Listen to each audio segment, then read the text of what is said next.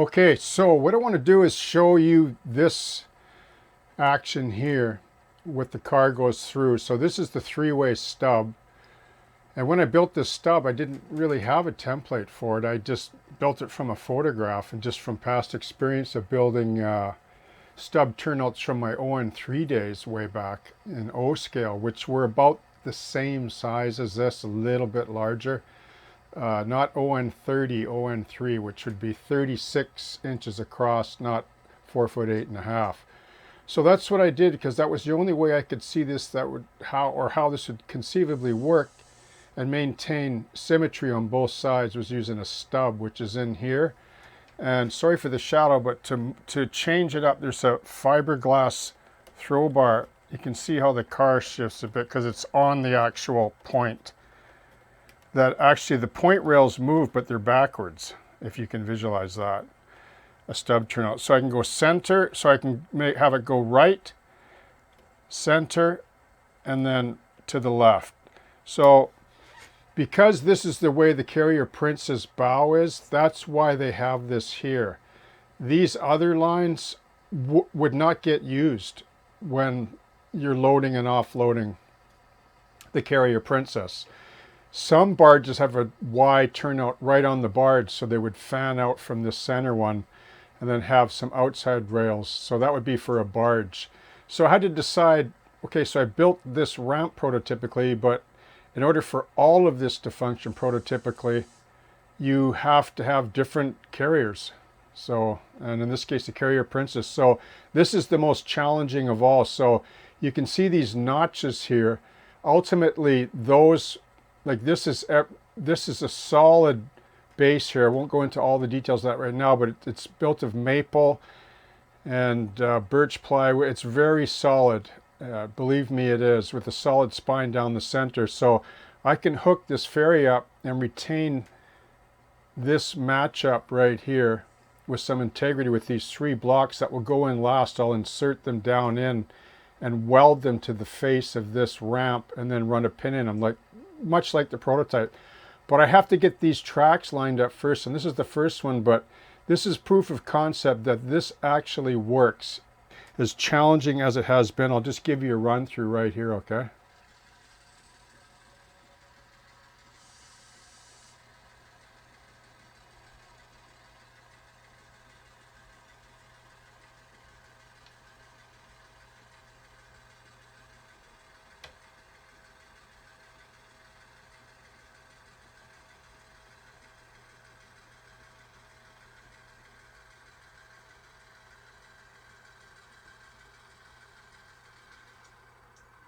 You almost have to treat it like the prototype. You're going to be very easygoing because you don't want a derailment of, you know, liquefied petroleum or any oil when you're loading on a body of water, especially a river.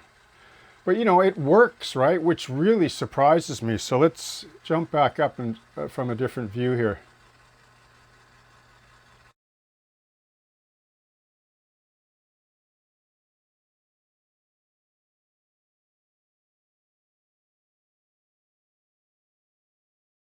Now,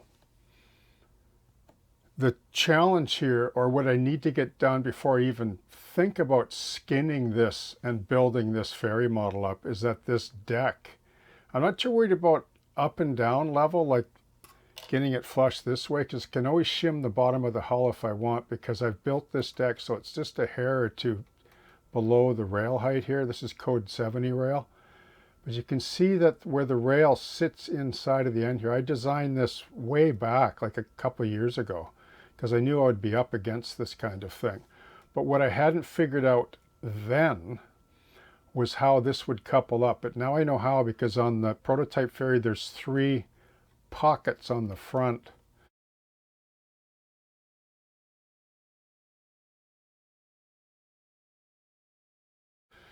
Now, I don't know all the details here. Somebody that works for SRY that's actually been on this particular ramp and part of this prototypical operation would know all the details, but I'm not going to go into that. Like, I don't really care that much about this.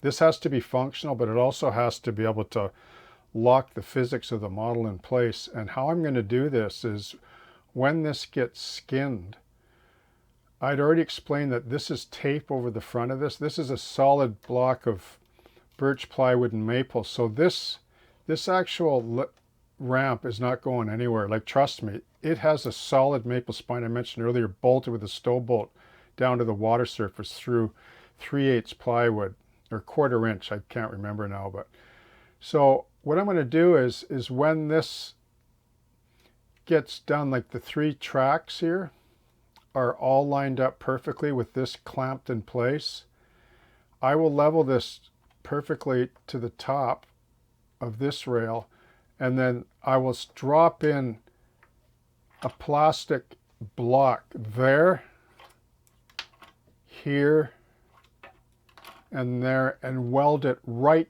to the end of the head of the ramp here, so that when I slide the ferry into place, it'll also be shimmed on the bottom, so it can't lift because it's going to be blocked on the bottom into those 3 blocks. So it's going to lock in, and the weight rear of the ferry will push up this way. So that makes sense in terms of coupling as a model. And then on this side, I'll use a tripod that's adjustable so I can tweak the rail head. So there's enough length, 2 feet or so of this ferry. I can only build half of it for other reasons. There's no room, but that's for another discussion possibly. But if I tweak, there's a little handle to go up and down on the tripod. It's a $20 tripod. I found it at nickel and dime store. I can tweak the head of this rail perfectly, so the transition is nice and smooth. That worked out good. Quite happy about that. Although I'm not done here yet, but when I get these 3 tracks in place, then I can sheet this and bury this, because it's actually asphalt. The surface of this deck is poured a thin layer of asphalt or steel. It may have been either or both, but I've seen photos of both textures. Now you're probably wondering, why this? Like, why this straight in track? Like, why would it be like that? Like, it doesn't make sense. Well, this is for these 3 not this one notably, but these in conjunction with the center one, parallel track going in, is for other barge loading configurations.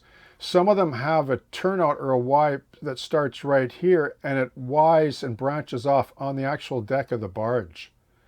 So that's why they generally only use the center, because they don't load on the Carrier Princess as of today. They just load it onto barges. This was a few decades ago, which is a period I'm modeling.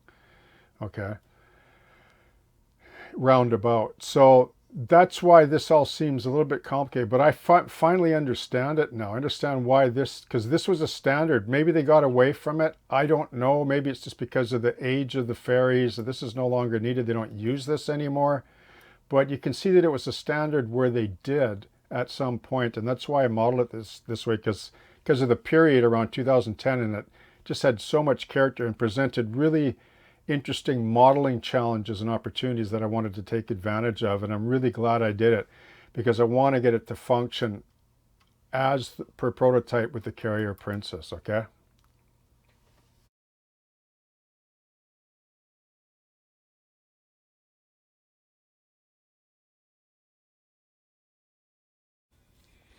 Okay, so I just want to show you up close here now how this point system works. So you can see where the tip of this paintbrush handle is. There's 1, 2, 3 on the right going this way, right? And then on the left, there's 1, 2, 3 rails there. So these are the 2 for the center, and then the diverging routes left and right. Now the points sort of work backwards. They're hinged right here, where you see where it's cleaned off, where this plate is. They're hinged, and then there's a fiberglass throw bar. You can see how it moves. Okay, so when I want to run down the middle, I just line it up. It's really stiff, and I line it up to the center rails there. If I want to diverge to the right, I just pull it to the right, and if I want to diverge to the left, I go all the way over to the left. See how they move? This is was a standard for some narrow gauges during the 19th century. It was quite common for the 36-inch gauge. They may have used them for 2-foot gauge and other narrow gauge configurations as well, but this was the only system that I could figure out with the few limited photographs that I had that it was actually a stub end turnout, because it's how else are you going to have symmetry on both the right and the left for your diverging? It's not like a standard 3-way that I built before over by Ipex, or the entryway to Ipex plastics.